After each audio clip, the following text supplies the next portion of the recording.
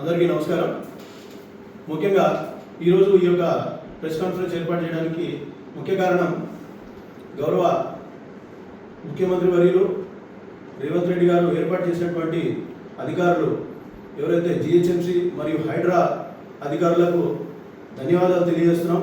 ఎందుకంటే అత్యంత ఎక్కువ వర్షపాతం నమోదవుతూ హైదరాబాద్లో ఇంత పెద్ద వర్షపాతాన్ని కూడా లెక్క చేయకుండా ఈరోజు కేటీఆర్ గారి జన్మదినోత్సవానికి సంబంధించినటువంటి ఫ్లెక్సీలు తీయడంలో నిమగ్నమైనటువంటి అధికారులు వారి యొక్క సిబ్బందికి నిజంగా కూడా మేము చేతులెత్తి నమస్కారాలు తెలియజేస్తా ఉన్నాం.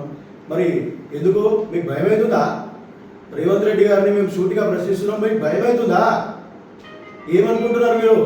ప్రభుత్వం మీదే శాశ్వతం అనుకుంటున్నారా? ఇప్పటికీ మేమే ఉంటాం ఈ హైదరాబాద్లో, ఎవరు దిక్కులేరు అనుకుంటున్నారు. 10 ఏళ్ల సుదీర్ఘమైనటువంటి కేసీఆర్ గారి పాలనలో ఏ రోజు కూడా ఇటువంటి దుశ్చర్య పాల్పడలేదు. కాంగ్రెస్ పార్టీ ఫ్లెక్సీలను కూడా ఏ రోజు కూడా ముట్టుకోలేదు.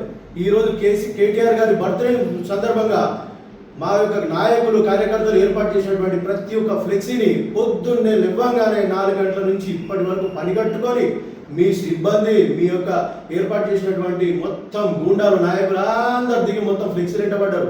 ఎందుకంటే మీ ప్రభుత్వానికి ఎందుకు భయమవుతుంది? కేటీఆర్ గారిని చూస్తే ఎందుకు ఉచ్చబోసుకుంటున్నారు? మీరు ఒకసారి ఆలోచన చేయండి.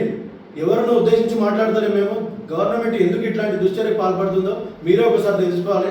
ఎందుకంటే ఈ యొక్క తెలంగాణ రాష్ట్రంలో మీ యొక్క ప్రభుత్వం ఎప్పటికీ చిరస్థాయిగా నిలిచిపోతుందని ఎప్పుడు అనుకోవద్దు. ఓడలు రేవులైతే రేవులు ఓడలైతాయి.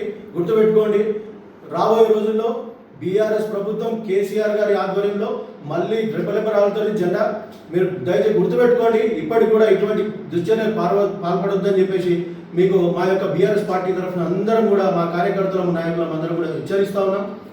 Thank you.